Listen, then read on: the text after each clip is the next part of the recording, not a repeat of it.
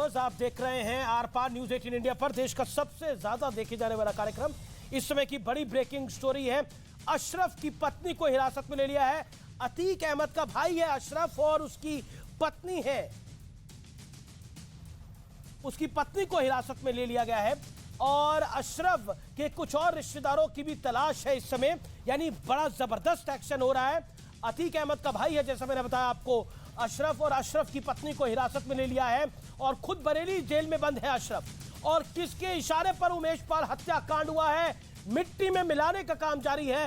Action जोरदार हो रहा है, लेकिन माफियाओं के हाथ कांपने चाहिए पुलिस की पर गोली चलाने से पहले। ऐसा समाजवादी पार्टी के प्रखर वक्ता अनुराग भदौरिया का बड़ा बयान है। और सिलेक्टिव टारगेट नहीं होना चाहिए, यह कांग्रेस के नेता का बयान है। मैं सीधा रुख करता हूं रिजवान अहमद का और फिर मैं आपके पास आऊंगा, पीस पार्टी के प्रवक्ता साहब के पास, शादाब चौहान जी के पास। लेकिन रिजवान अहमद, हाथ कांपने चाहिए। जी हाँ, शुक्रिया। जय हिंद, वंदे मातरम। बहुत दिनों बाद अनुराग भाई की शक्ल देखी, अच्छा लगा देख के। उम्मीद है सेहत अच्छी होगी। उन्होंने बड़ी अच्छी बात कही कि किसी पुलिस वाले पर गोली चलाने से पहले अपराधी के हाथ कांपने चाहिए। उन्होंने यूं यूं करके दिखाया भी कि कैसे कांपने चाहिए।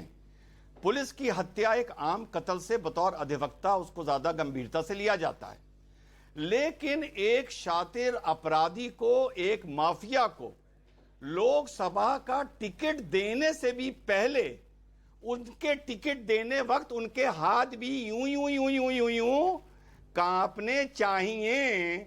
जो समाजवादी पार्टी के वरिष्ठ नेता के, राष्ट्रीय अध्यक्ष के 2004 में अतीक अहमद को लोकसभा भेजने के लिए जो टिकट दिया था, तो उनके हाथ टिकट देते हुए नहीं कांपे थे।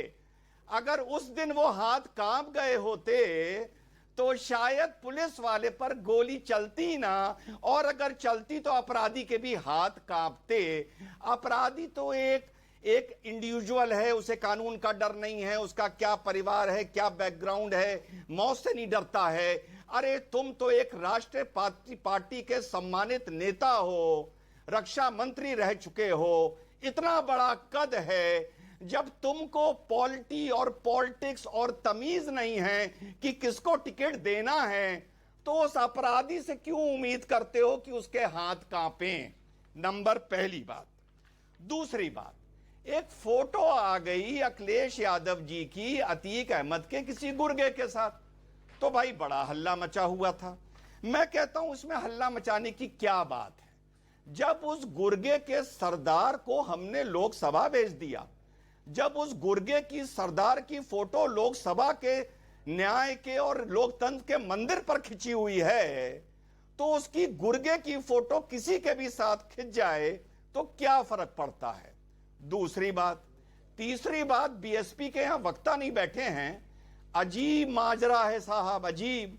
राजू पाल की पत्नी भी बीएसपी की सक्रिय नेता रह चुकी है और अतीक अहमद की पत्नी भी बीएसपी की मेयर कैंडिडेट बन के सामने आ रही है।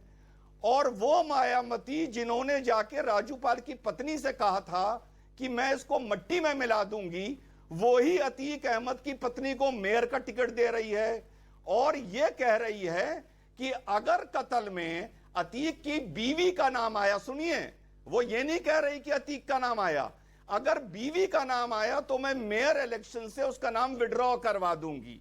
मतलब इससे ज्यादा दोहरा मापदंड हो नहीं सकता।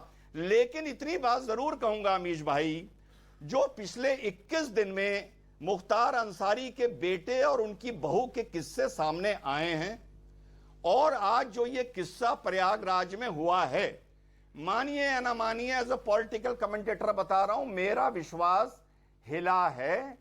मैं निराश हूं। वाकई ऐसा लगता था कि बाहुबलियों का राज उत्तर प्रदेश में खत्म हो गया है, लेकिन उन्होंने एक बार पुनः दस्तक दी है।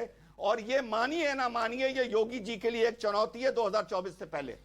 जी, ये आपका